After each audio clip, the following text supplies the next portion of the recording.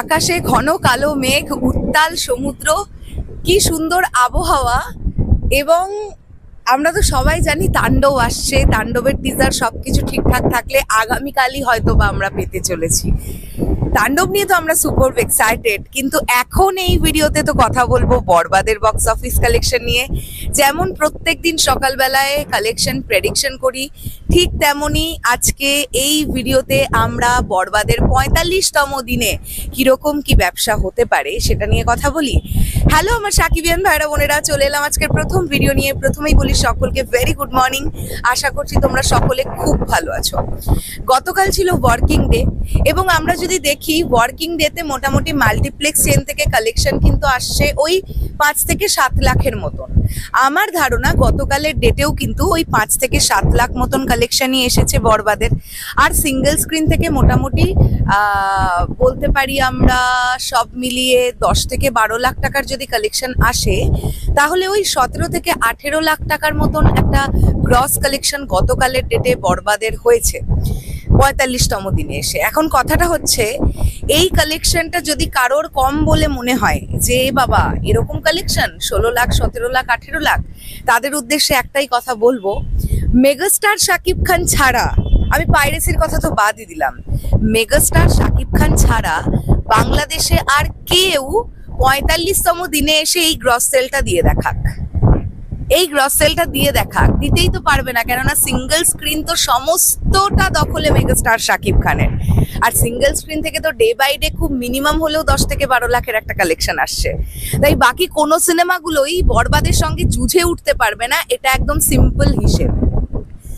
বরবাদ যেভাবে এগোচ্ছে, এবং এই যে আজকে মিডল ইস্ট কান্ট্রিগুলোতে রিলিজ পেতে চলেছে, আমি ইতিমধ্যেই অনেক মেসেজেস পেয়েছি যে দিদি দুবাই থেকে বলছি কালকেই বরবাদ দেখতে যাব, মানে গতকাল আমাকে মেসেজ করেছে, কেউ বাহরাইন থেকে মেসেজ করেছে, কেউ ওমান থেকে মেসেজ করেছে। সো মিডল ইস্ট কান্ট্রিতে একটা ঠিকঠাক কালেকশন আসবে বরবাদের, এটা আমরা ডেফিনেটলি আশা করতে পারি। আমি আমার সকল সাকিবিয়ান ভাইদের বোনেদের এই কথাটাই অনুরোধ রাখবো, যারা মিডল ইস্টে থাকো, তোমরা বরবাদটা সিনেমা হলে গিয়ে দেখো। ওভারসিজ মার্কেটে একটা স্ট্রং কালেকশন আসা কিন্তু ভেরি ইম্পর্টেন্ট, কেননা আমরা দেখেছি এর আগে, স্পেশালি আমি তুফানের কথা বলবো, তুফান ওভারসিজ মার্কেট থেকে খুব ভালো একটা কালেকশন আনতে পেরেছিল।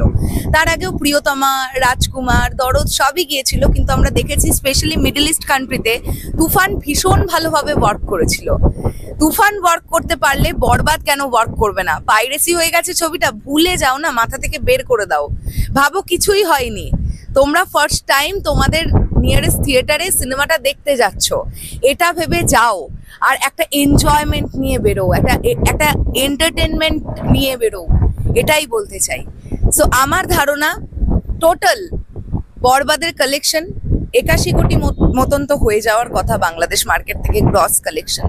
এখন ওভারসিজ মার্কেটের আমরা শুধুমাত্রই বলতে পারো যে খুবই অল্প সংখ্যক ওভারসিজের অল্প দিনের কালেকশনটা পেয়েছিলাম, এখনো ওভারসিজ মার্কেটে চলছে। সব মেলালে তোমরা অনেকেই বলছো যে 100 crore ছুঁয়ে ফেলবে, সেটা হলে তো ক্যা বাত ব্যাপার। আর যদি ছুঁতে নাও পারে, আমার ধারণা মোটামুটি ৮৭ থেকে ৯০ কোটিতে তো একটা হিট করার সম্ভাবনা আছেই লাইফ টাইম গ্রস কালেকশন। তাণ্ডব যতদিন না সিনেমা হলে আসছে ততদিন বরবাদ চলবে, এটা নিশ্চিত থাকো। এরকমও হতে পারে তাণ্ডব চলাকালীনও কিছু সিঙ্গেল স্ক্রিনে বরবাদ চলবে, তোমরা মিলিয়ে নিও। চলো আমি শেষ করলাম ভিডিওটা। তোমাদের কি বক্তব্য এই পুরো বিষয়টাকে নিয়ে অবশ্যই কমেন্ট করে জানিও। তাহলে এখনের জন্য টাটা।